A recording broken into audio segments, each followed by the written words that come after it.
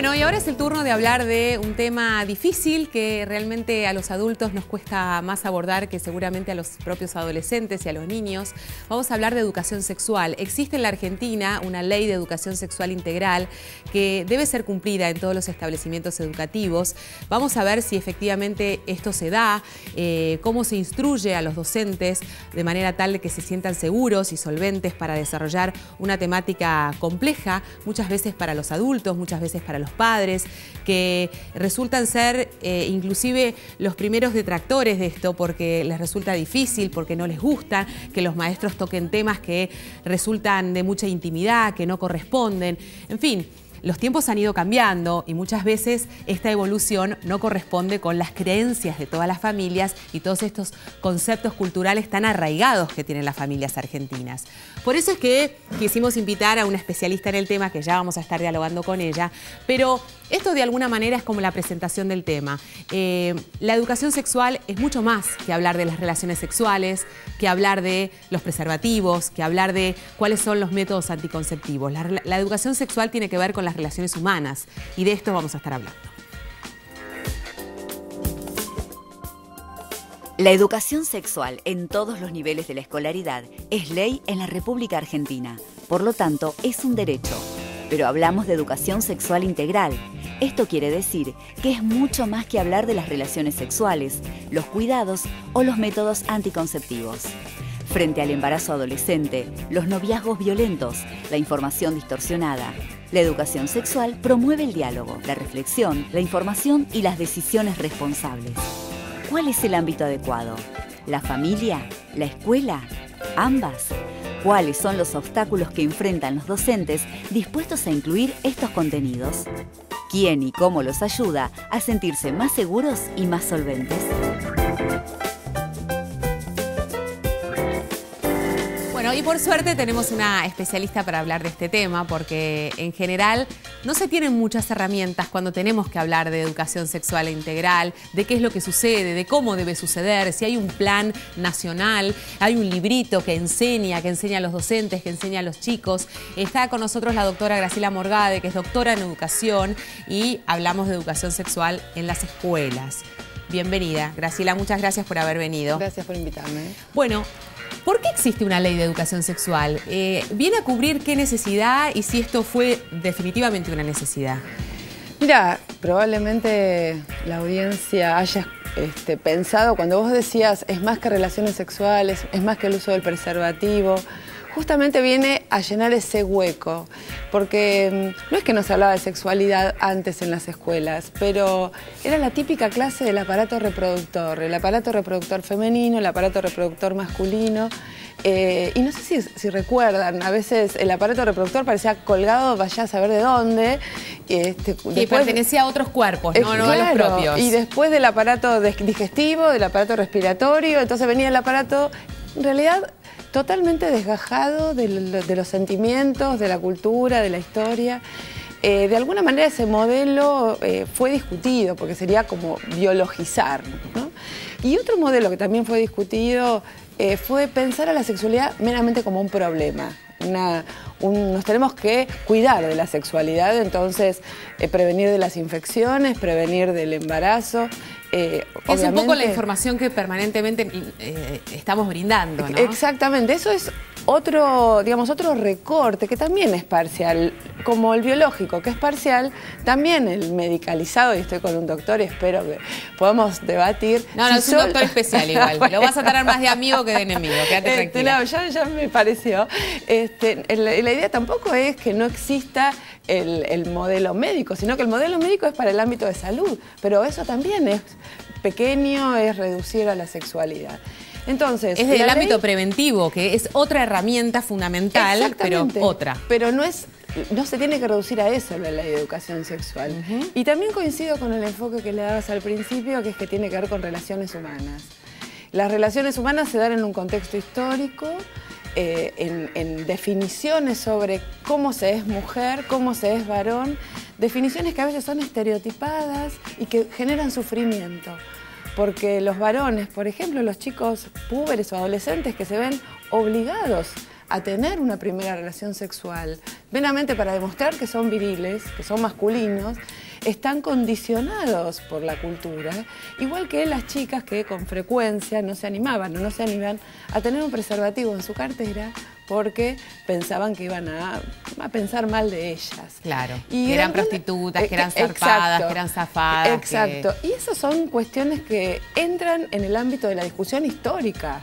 Por supuesto. En historia, en formación ética y ciudadana, en lengua y literatura, son otras aperturas y la ley, por suerte, para todos los niveles y para todas las materias, establece que hay que hablar de esta diversidad de cuestiones. Graciela, vos planteabas algo muy interesante, que es no hablar de educación sexual estudiando los órganos reproductivos masculino y femenino como dos situaciones disociadas de nuestro cuerpo e inclusive, lo que es más importante, de nuestra sensibilidad, de nuestros afectos, porque la sexualidad está íntimamente relacionada con eso, con lo que nos pasa con el otro, con lo que queremos que suceda con el otro, más allá del acto sexual, sino más bien de las relaciones, como vos bien lo planteabas. ¿A partir de cuándo?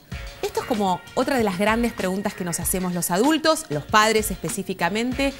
¿Qué es lo que debemos hacer? ¿Qué información se va a brindar a partir de esta ley? ¿Y a partir de cuándo es el momento adecuado? Bueno, esto es creo que es un gran logro de la ley, que si estamos superando este modelo vinculado solo con la prevención del contagio de infecciones o del embarazo no deseado, sexualidad hay toda la vida.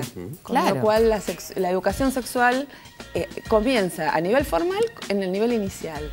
¿Qué pasa en el nivel inicial? Obviamente tiene que ver con el conocimiento, la exploración del propio cuerpo, el reconocimiento del otro, de la otra, el respeto, el conocimiento de los derechos. Todo esto se ve también en el nivel inicial y también se empiezan a discutir los estereotipos.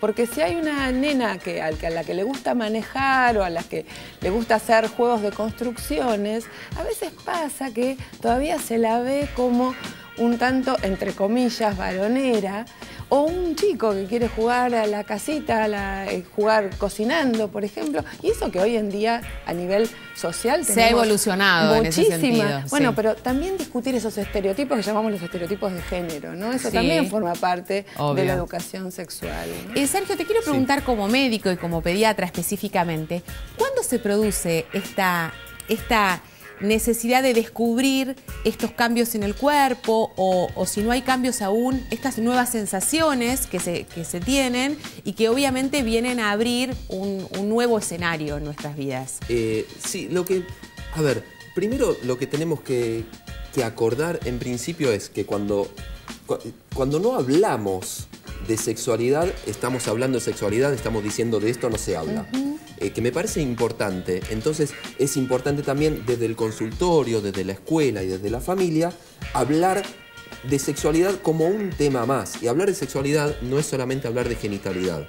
Genitalidad podemos hablar de, bueno, sí, tu pene está creciendo, están saliendo algunos pelitos, a la mujer empezaste con la telarca, el botoncito mamario, vas a seguir desarrollándote así o asá, pero lo que estamos hablando acá es de sexualidad humana y esto implica mucho más que la genitalidad, implica todo lo que tiene que ver con la relación humana, ya entre el hombre y la mujer, pero no entre el hombre y la mujer como sexo hombre y mujer, en hombre-mujer, bueno, pero hombre-hombre. Eso es lo que se estaba planteando. Exacto. Vuelvo a hacerte la pregunta porque últimamente tiene una tendencia que no me quiere responder lo que yo le quiero preguntar. Es una cosa que parece una cosa de mandinga.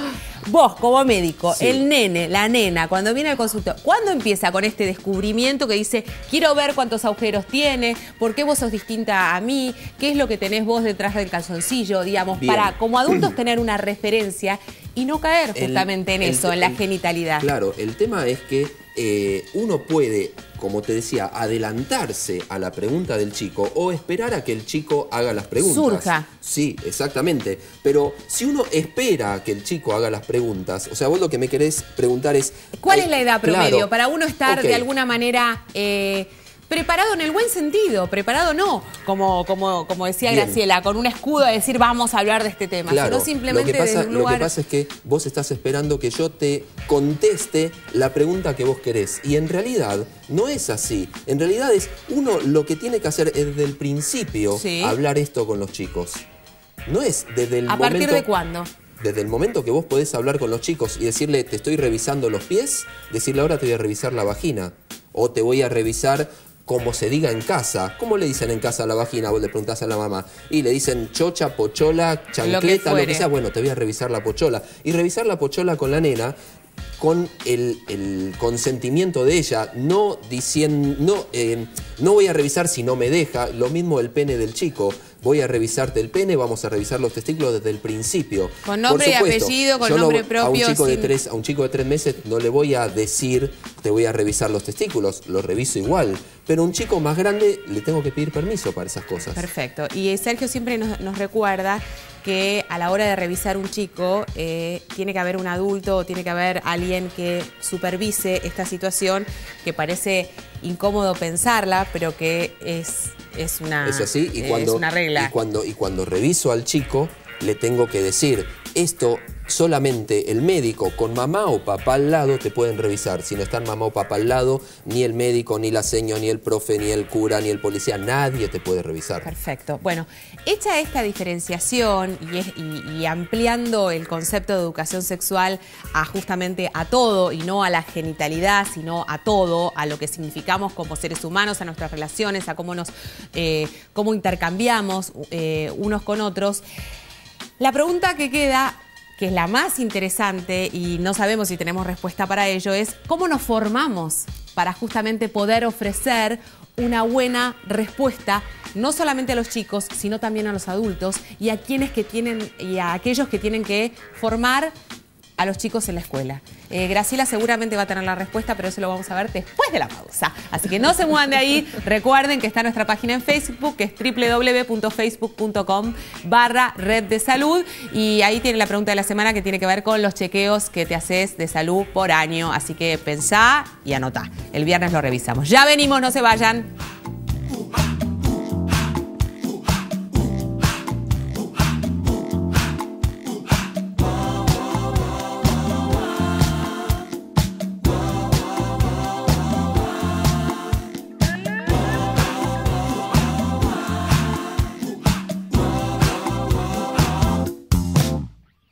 Nunca voy a saber si es mejor soñar, nunca voy a saber si es mejor dejar.